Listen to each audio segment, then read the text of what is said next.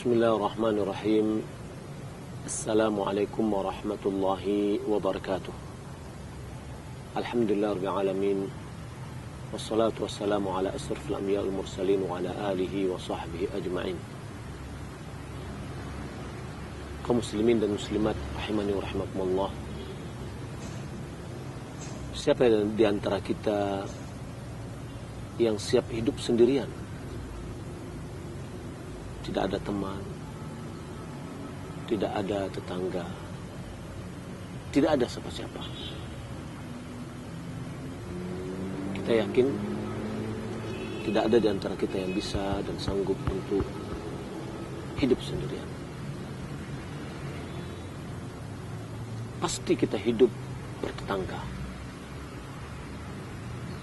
Pasti kita hidup di lingkungan kita, di lingkungan masyarakat. Maka Islam telah memberikan kepada kita norma-norma, pelajaran-pelajaran di dalam kita hidup bermasyarakat. Dalam kehidupan modern sekarang ini, di perkotaan, hampir kita hadapi manusia itu hidup nafsi-nafsi, sendiri-sendiri. Ketika ditanya siapa nama tetangga di sampingnya, dia mengatakan, saya tidak tahu. Saya datang kerja, kemudian saya berangkat, pergi pagi, pulang petang. Tidak pernah berkenalan dengan tetangga, dan tidak pernah berbicara dan berbaur dengan tetangga. Kehidupan yang seperti ini sebenarnya adalah azab. Di tengah keramaian orang hidup sendirian, sangat sulit untuk hidup seperti itu. Islam sangat mewasiatkan hidup bertetangga dan menekankan untuk berbuat baik dengan tetangga. Rasulullah SAW bersabda, La yazalu Jibril yusini bil jar hatta dhanantu annahu suwarithu. Muttafaqun alaih.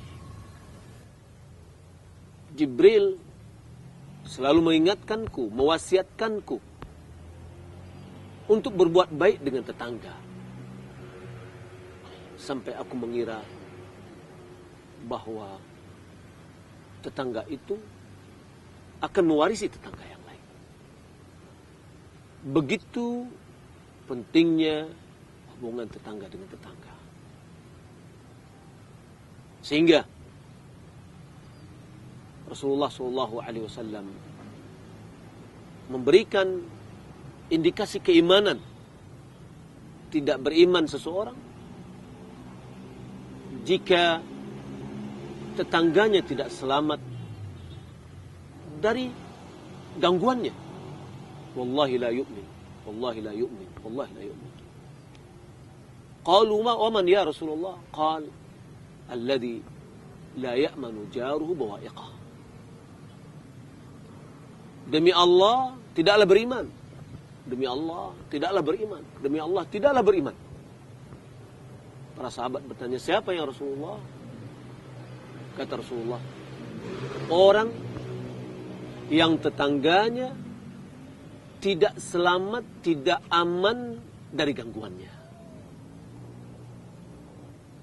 Gangguan dari gunjing. Gangguan keamanan. Gangguan yang lain. Ada di antara tetangga yang kita melihat bahwa sengaja dia membuangkan sampah yang ada di halamannya kepada tetangga lain. Itu adalah bawaan. Gangguan. Atau tetangga menggunjingi tetangga yang lain. Hasad, dengki. Kemudian memunculkan permusuhan. Dan itu juga adalah gangguan. Kaum muslimin dan muslimat yang dimuliakan Allah Subhanahu wa taala. Tetangga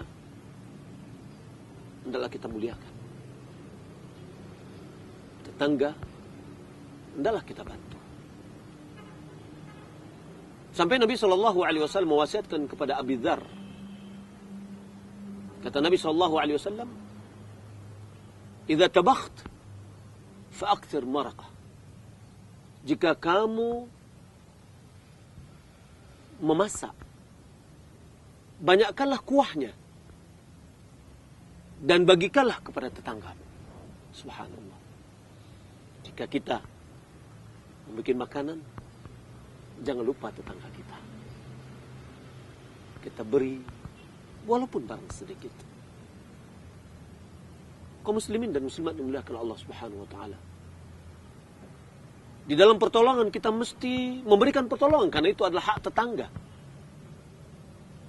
Jangan sampai kita tidak mau untuk membantu. Kalau kita lihat dalam kehidupan sehari-hari, di dalam kita seperti membangun rumah misalkan, dalam kondisi di mana tanah sempit, rumah rapat, maka di sini diperlukan sedikit belapang dada dengan tetangga. Tapi aneh, ada tetangga yang tidak mau sedikit pun dindingnya disentuh oleh tetangga lain. Sementara Rasulullah SAW mengingatkan dan melarang, janganlah tetangga menghalangi tetangga yang lain untuk meletakkan kayu di dindingnya. Sehingga Abu Hurairah mengatakan, kenapa aku melihat kalian itu berpaling dari sabda Rasulullah SAW? Ada di antara mereka yang tidak mau kayu diletakkan di dinding tetangga. Ini kaum muslimin dan muslimat dimuliakan Allah Subhanahu wa taala. Hak-hak tetangga. Dalam hadis yang sahih Rasulullah sallallahu alaihi wasallam mengatakan, "Man kana yu'minu billahi wal yawmil akhir, fal yaqul khairan aw liyasmut. Wa man kana yu'minu billahi wal yawmil akhir, fal yukrim jarahu." Dalam riwayat yang lain, fal yuhsin ila jarihi. Siapa yang beriman kepada Allah dan hari akhir, hendaklah dia berkata baik atau diam. Siapa yang beriman kepada Allah dan hari akhir, hendaklah dia memuliakan tetangganya. Dalam riwayat yang lain, hendaklah dia berbuat baik kepada tetangganya. Ihsan adalah melakukan satu perbuatan yang terbaik.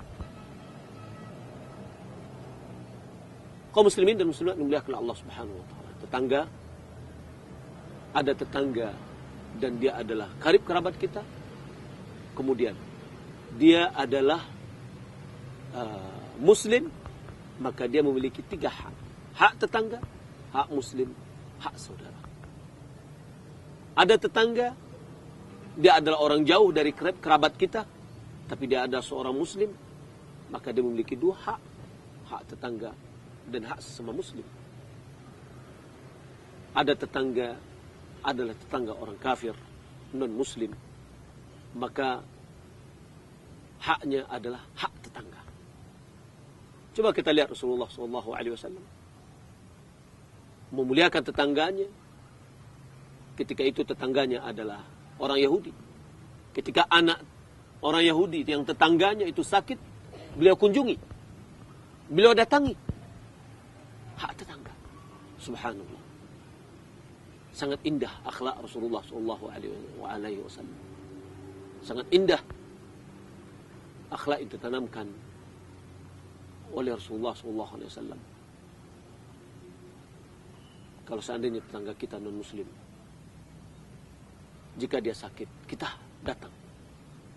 Rasulullah SAW mendatanginya, membesuknya, dan menawarkan Islam kepadanya. Sehingga anak tadi ketika ditawarkan oleh Nabi SAW untuk masuk Islam, dia melihat kepada bapaknya. Apa kata bapaknya? Ati' Aba Qasim. taatilah Aba Qasim, yakni Rasulullah SAW.